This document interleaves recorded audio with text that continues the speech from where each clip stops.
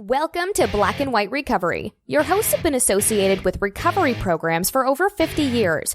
This show is not associated or related to any 12-step program. The advice is strictly to be taken as advice, or it may be used for drinking games. Always consult with your sponsor, attorney, doctor, or anyone with more common sense other than Lee.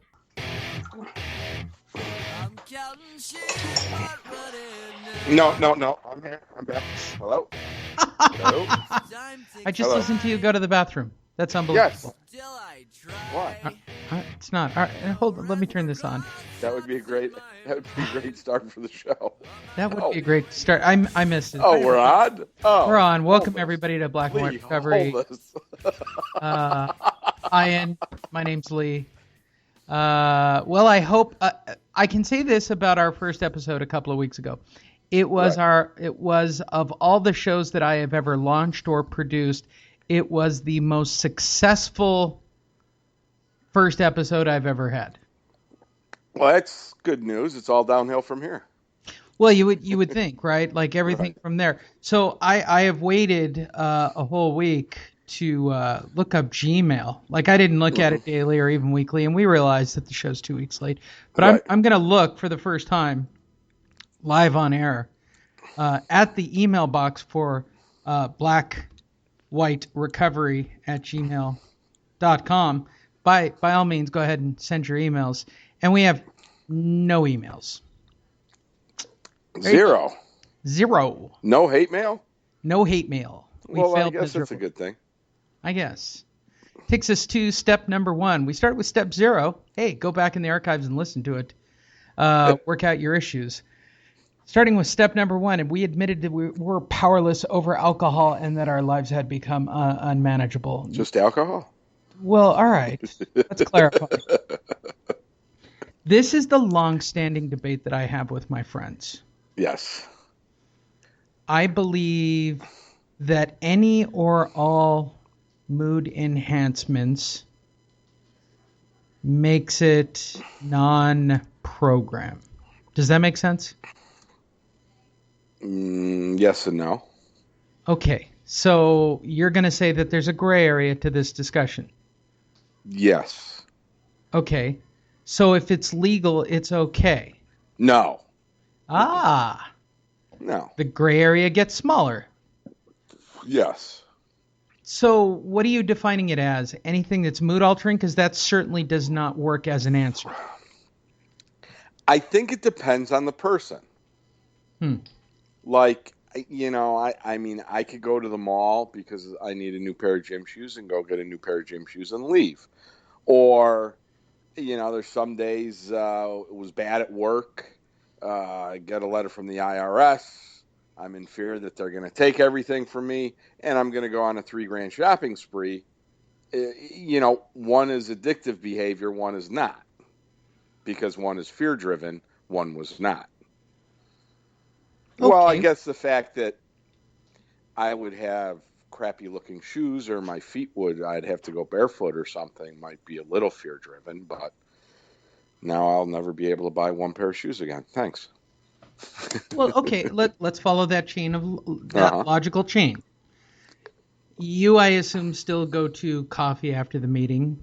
Yes. And for those listening for the first time, Ian goes to meetings. I detest meetings. You're all caught up. So you still go and you do the meeting after the meeting routine still, correct? Correct. All right. And I'm going to say in that group of 4 to 5 human beings on average, as you're sitting around at whatever coffee, Starbucks, pie shop, atorium. What do you guys... Starbucks aren't open late here. So. All right. What do you guys frequent? A place called Joe Bott's. Very trendy, one-of-a-kind coffee shop. They have some kind of fancy crepes. Not really fancy, but they have all these sorts of crepes, and most people sit outside so they could smoke. Okay, well, and therein lies my question. Right. Of your group, how many of them smoke? Several. Okay. That's addictive behavior. Absolutely. They are not sober. No, it's, I'm going to play this game. Yeah. I like the game. Because I got a whole list of them because you and I both know for the amount of time that we've been around that we've even heard crazy people say, well, if you're taking medication because you're dual diagnosis, you've relapsed. No. What? I disagree with that. I know. We'll get to that one in time. I don't want to let the cat out of the bag on that one. I disagree strongly with that. I agree. But certainly mood altering, certainly the nicotine is a thing, and it's a stabilizer, and it's being used addictively. So your friends are not sober, by definition. I don't know. I don't smoke anymore. Well, I know they're selfish and self-centered when they expect me to sit out 115-degree weather just so they could smoke instead of sitting inside where it's 72. Yeah.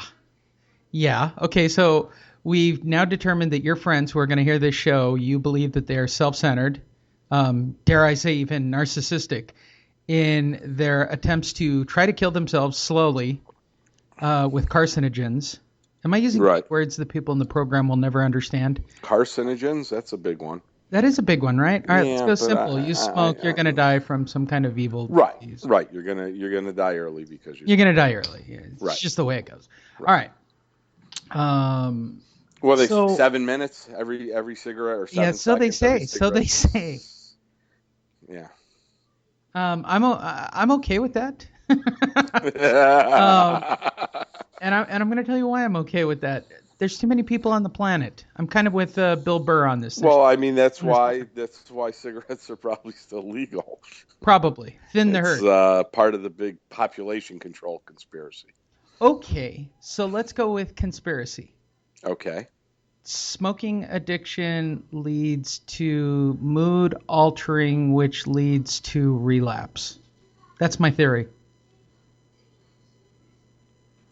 But relapsing on what? I mean, I know smokers that haven't drank or done drugs in a long time, but they still smoke like chimneys.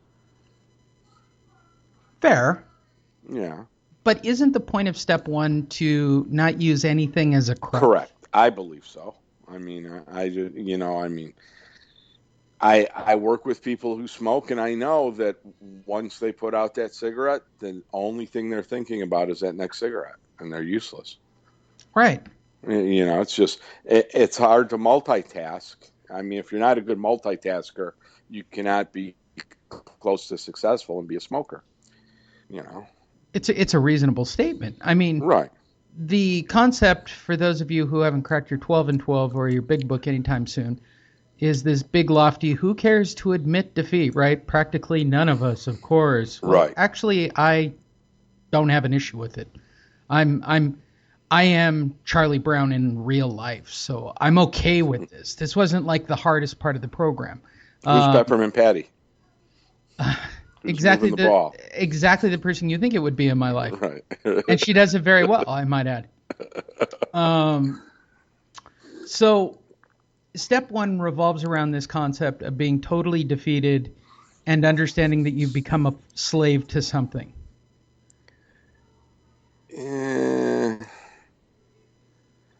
Honestly, I have a different philosophy on it. All right, lay your philosophy on me. Look, I think that you have a predetermined number of how many ounces of alcohol or how many pounds of cocaine or how many joints. I think you have that number, and once you hit that number, that's when you step over the line. Everybody talks about the line that they cross over.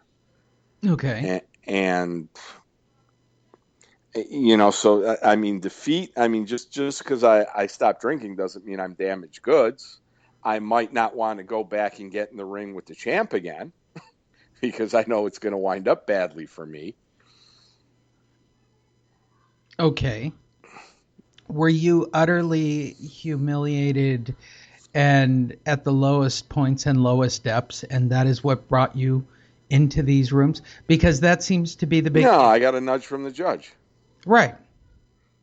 Okay.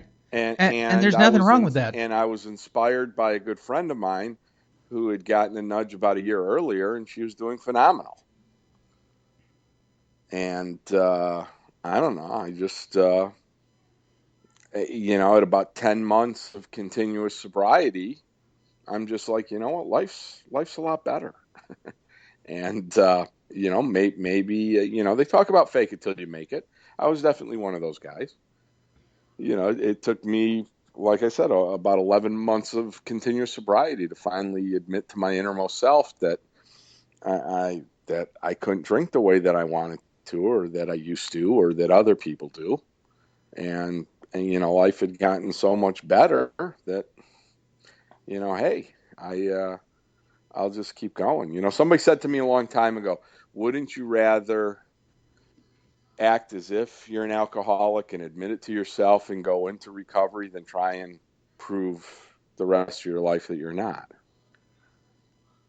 So I've had periods of abstinence without the program, and my life was completely insane. Okay. And I eventually picked up again. It wasn't because I wanted to die. It was because I wanted to get loaded. Okay.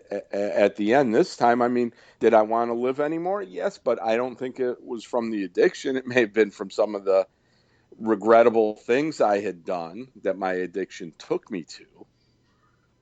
But, I just couldn't die. I tried. Okay, so what is the ultimate message behind step one then? Is it admitting you're defeated by something? Is it actually doing some kind of little drunkalog explaining so you can visually see what you're doing? Or is it really what it is at its core? Step one, which is the fundamental principle, is it just about being honest? I think it's about being honest. I think it's because a lot of people can't get honest. They don't know how to cope with some of the things that have either happened to them that weren't their fault, or that they did onto others that were their fault. Okay. And that's where the meat and potatoes of the steps go. But for me, it's just, I can't do it anymore. It's not. It's different. So the basic concept is you are willing to do whatever it is in spite of the consequences, right? Emotional, physical, spiritual, your family, your career. Usually it means that you probably have a biological background or a genetic background in the same thing. And those are the things that constitute you as having an ism by the clinical definition. Here's my issue. Step one is about being honest. Step one is about getting rid of things that are mood enhancers and trying to live life on life's terms as straight up and in your face as possible. That is my understanding. Is that correct? Yeah, I would go for that. Okay. So why is it the vast majority of the people that we know of in these rooms are, one, the least honest human beings you will ever encounter, except with other people? They'll tell other people their problems in a heartbeat, but they're not honest with themselves, ever. Right. Number two, the amount of coffee and nicotine that is consumed by people in the 12, like they're keeping Starbucks and big tobacco single-handedly in business. Absolutely. Help me to understand. I got sober at a time. This. I got sober at a time where you could still smoke inside. Right. I remember being at a 5:30 meeting, and by 5:45, the cloud has encompassed everybody. I agree. I completely agree, and that's the way it was, and that's the way the clubs were. Yeah. And I don't want it to come off like I'm doing the holier than thou. I did everything. So, where I am now isn't a reflection of where I was when I first came in or what I was like. Right. I just, I can't mentally fathom dishonesty. I can't mentally fathom the righteousness that occurs, because apparently step one should knock the starch out of all of that, right? Well, no. Really? Step one, at its core, should be the things that quote unquote humbles you to accept that you need the way. I don't like my life. Right. I'm out of answers. I'm out of angles. I need a plan. Right. Yeah. Right. Yeah. I agree. I'm glad that my plan just didn't include, a carton of cigarettes every other day.